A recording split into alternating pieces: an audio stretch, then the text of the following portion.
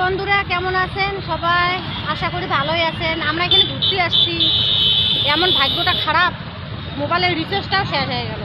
Recharge ঘরে আসলাম, তখন নেটে চলতেছে না। কি করি বলো তো?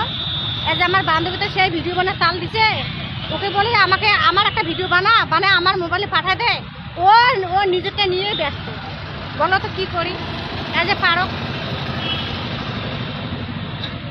আমাদের গ্রামে তো এরকম পারক নাই। তা দেখো, ভালো করে দেখে নাও, ভালো করে দেখো। হ্যাঁ, ভালো না খারাপ আমাকে ফির কমেন্টে করে বলবেন যে ভালো না খারাপ, ঠিক আছে? আর মাছিটিও মরে রে,